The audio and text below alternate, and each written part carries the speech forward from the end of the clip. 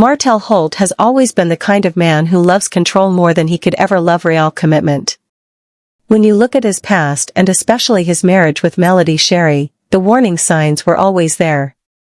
Martell liked the idea of being in charge, being the man who looked like he had everything together, and being seen as the head of a perfect family.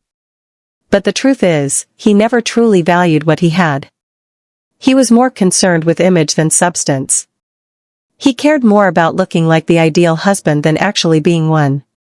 That's why people often say Martell is the type of man who can commit to wearing tight suits that look 2 sizes too small or commit to gym shorts that could cut off his circulation, but when it comes to committing to a woman in the real way that matters, he just can't do it right now. The only kind of commitment Martell seems to have is keeping Arionne Curry around in his shadow. He knows she isn't going anywhere. He knows she will sit by quietly, laugh at his unfunny jokes, nod along with his nonsense, and feed his ego no matter how ridiculous he sounds. That's exactly why he keeps her so close. She makes him feel safe, not safe in the way that a real partner makes you feel safe, but safe in the sense that she will never challenge him, never truly demand more, and never call him out when he's wrong. That kind of loyalty is what Martell thrives on because it gives him control.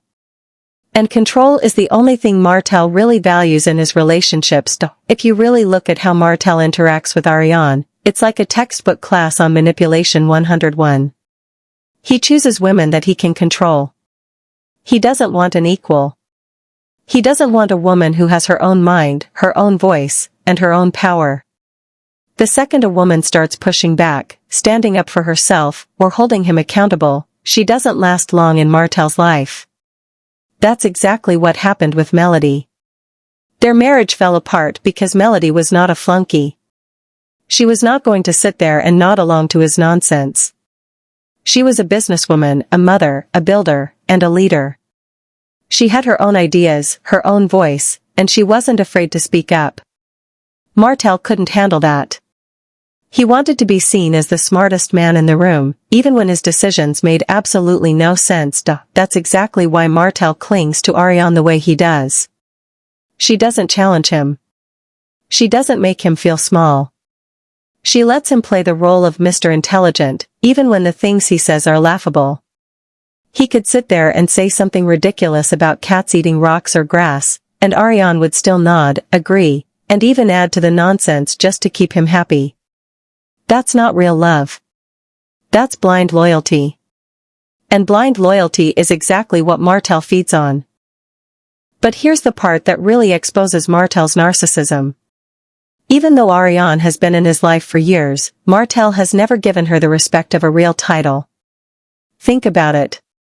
He's called her my girl. He's called her the mother of my child. He's referenced her in vague ways. But has he ever proudly stood up and called her his woman, his fiancée, or his wife-to-be? No, never. And that's not an accident. That's because deep down, Martell knows what everyone else knows. If he were to fully claim Arionne, it would be an admission of everything negative people have been saying about him for years. It would prove that his so-called brand is built on lies, cheating, and bad choices. He knows that making Arionne his official partner would damage his image, so he keeps her minimized, and let's be real, calling her my girl is weak. Men call their coworkers my girl. They call their friends my girl. It's a filler phrase, not a title of respect. It's not the same as saying my woman, my queen, or my lady. Martell knows the power of words, and the fact that he's never given her a solid title says everything about how he truly sees her. He wants to keep her in a box where she can give him loyalty without him having to give her the honor and respect of being fully claimed. Here's where it gets even more complicated. Deep down, in Martell's narcissistic little world, he still sees Melody as his wife. Even though she divorced him, even though she has moved on, and even though she is thriving without him, Martell still clings to the image of Melody as his true partner. He cannot let that go. That's why he struggles so much to elevate Arionne. In his mind, Melody is still the wife he lost, the empire he destroyed, and the woman who slipped through his fingers. No matter how much time passes, Martell cannot accept that she has truly moved on, and that's why Arionne will always be kept on the sidelines. She's there when he needs her, but she'll never be allowed in the spotlight. Every time Martell is around Melody, you see it. He follows her. He antagonizes her.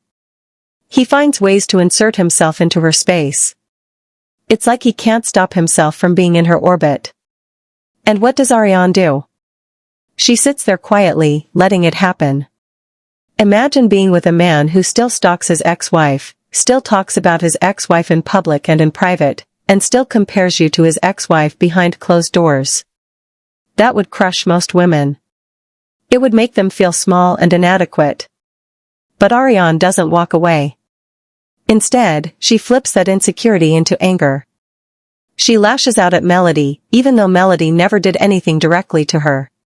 She goes out of her way to disrespect Melody because she knows deep down that Martell will never stop looking back.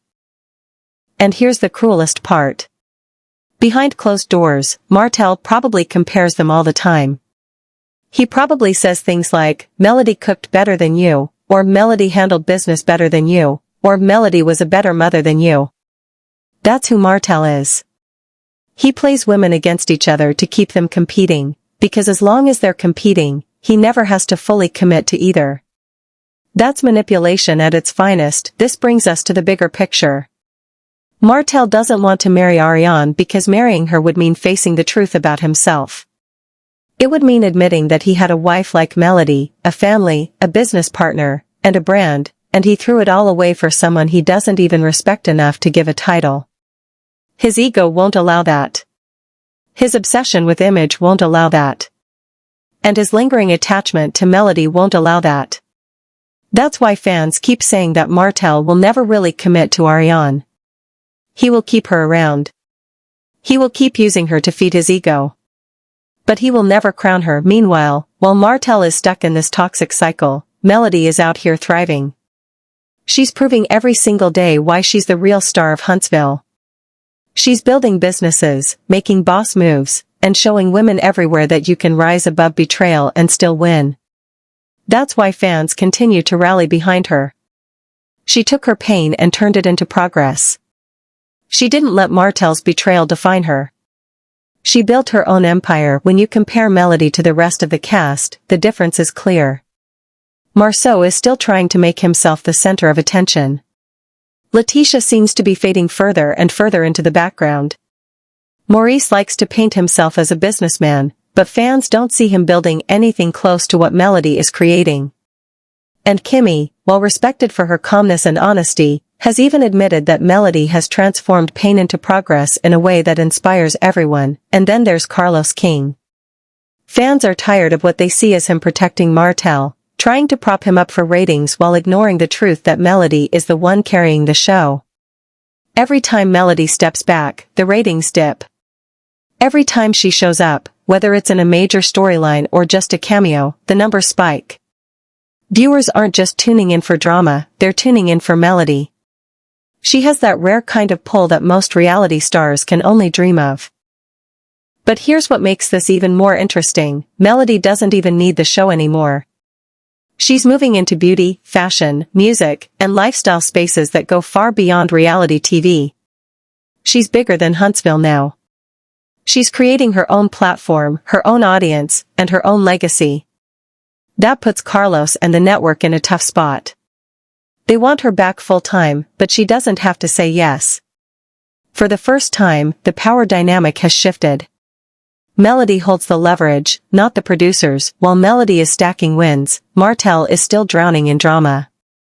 Fans haven't forgotten when he demanded cash from Melody, supposedly for the kids, which made many question his intentions. It didn't feel like co-parenting, it felt like control. Add in his ongoing drama with Arionne and his constant fights with the other men, and it's clear that Martell hasn't grown at all. He's still the same man chasing validation through chaos. That's why the contrast between Martell and Melody is so powerful. While he's giving excuses, she's giving opportunities. While he's stuck in old patterns, she's creating new lanes. She's not waiting for anyone to hand her a spotlight, she's building her own.